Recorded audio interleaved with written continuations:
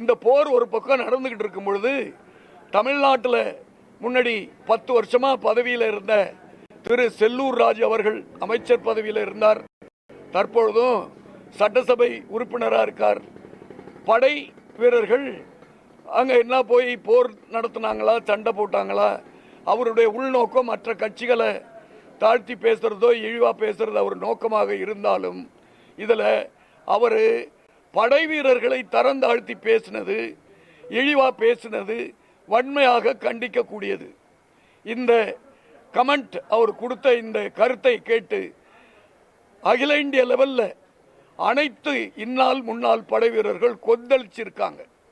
குறிப்பாக தமிழ்நாட்டில் முன்னாள் படை வீரர்களும் இந்நாள் படை வீரர்களும் பெரிய மனவேதனையில் இருக்காங்க. இந்த செய்தியை கேட்டாவது திரு செல்லூர் ராஜு அவர்கள் அவர் கொடுத்த அந்த அறிவிப்பு, அந்த செய்தி குறிப்புகளை நான் சொல்லலைன்னு மறுப்பு சொன்னாலும் அது எல்லாம் பதிவேடுகளில் இருக்கு. அவர் அதை திரும்ப பெறணும், பகிரங்கமாக மன்னிப்பு கேட்கணும். அப்படி இல்லைன்னா அவருடைய கட்சி தலைமையத்துக்கு நாங்கள் மனு கொடுத்து அவர் மீது கட்சி ரீதியாக நடவடிக்கை எடுக்க சொல்லி வலியுறுத்துவோம். மேலும் மீண்டும் அவருக்கு சட்டசபையில் போட்டியிடுறதுக்கு வாய்ப்பு கிடைச்சா முன்னாள் படை வீரர்கள் அவரை எதிர்த்து ஓட்டு கேட்டு அவரை தோற்கடிக்கிறதுக்கான அனைத்து நடவடிக்கையும் முன்னாள் படை வீரர்கள் செய்வாருங்கிறத நாங்கள் ரொம்ப வேதனையோடு அவருக்கு தெரிவிக்கிறோம். இது இந்த செய்தி அவரை போய் எட்டும்னு நான் நம்புகிறேன். வணக்கம். விளக்கம் தெரிவிச்சிருக்கிறாரு. நான் அந்த அர்த்தத்தில் சொல்லலை. நான் மோடி அவர்களும் அவங்களும் நடவடிக்கை எடுத்திருக்காங்க, அவங்க மூலமாக தான் போர் நடந்துச்சு அப்படின்றத மென்ஷன் பண்ணுறக்கா சொன்னது வேறு விதமாக இதாகிடுச்சுன்னு சொல்லியிருக்கிறாரு. அந்த விளக்கத்தை எப்படி ஏற்றுக்கிறீங்களா? அவர் சொன்னது பதிவில் இருக்குது. நீங்கள் போட்டதெல்லாம் யூடியூப்பில் ஃபேஸ்புக்கில் ரெக்கார்டு இருக்குது. அவர் வாய்ஸ், அவருடைய அந்த குரல் நாங்கள் புரிஞ்சுக்கிட்டவங்க பல பேர் இருக்காங்க. முன்னாள் படை வீரர்களும் அவர் சார்ந்து இருக்கிற கட்சியில் நிறைய பேர் இருக்காங்க.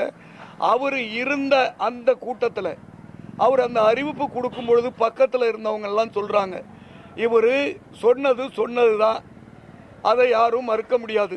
இப்போ சொல்லலைன்னு வேணா ஹிந்தியில் சொல்லுவான், அந்தர் பல்ட்டி தலைகளாக நான் சொல்லலைன்னு சொல்கிறார். நாங்கள் அதை ஏற்றுக்க முடியாது. அவர் சொன்ன கருத்தை திரும்பி வாங்கணும், பகிரங்கமாக மன்னிப்பு கேட்கணும். அப்படி இல்லைன்னா ஒரு சில நாட்களுக்குள்ள அவருக்கு எதிர்ப்பாக பல நடவடிக்கைகள் நாங்கள் எடுக்கிறதுக்கு முடிவெடுப்போம். இல்லை, நீங்கள் கேட்டீங்கல்ல இப்போ ஒரு கேள்வி, அவர் நாங்கள் வேறு அர்த்தத்தில் சொல்லிட்டோம் அப்படின்னு சொன்னீங்க.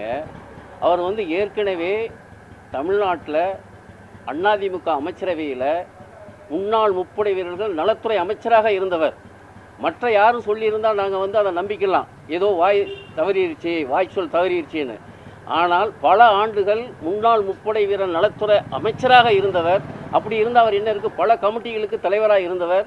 முன்னாள் முப்படை வீரர்களுக்கு என்னென்ன நலன்கள் பலன்கள் என்னென்னலாம் அறிவிப்பு தமிழ்நாடு கவர்மெண்ட்டிலிருந்து செய்யப்படுகின்றது என்று நன்கு அறிந்தவர். இப்படி சொல்கிறது தான் எங்களுக்கு பெரிய ஒரு மனவேதனை ஏற்படுத்தியிருக்கிறது. எங்களுடைய ஆதங்கமும் ஆவேசமும் தான் இது.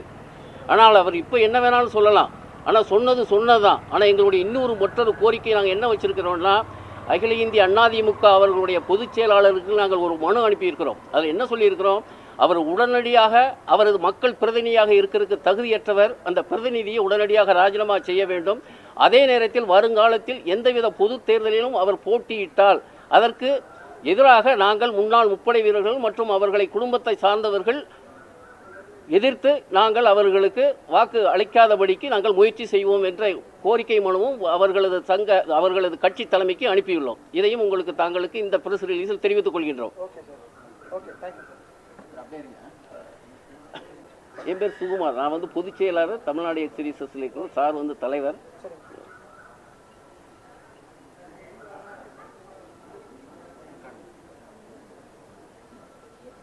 இது சம்பந்தமாக திரு எடப்பாடி பழனிசாமி அவர்களுக்கு தபால் அனுப்பியிருக்கோம், மெயில் அனுப்பியிருக்கோம். இவருக்கும் செல்லூர் ராஜு அவர்களுக்கும் தபால் அனுப்பியிருக்கோம், செய்தி அனுப்பியிருக்கோம்.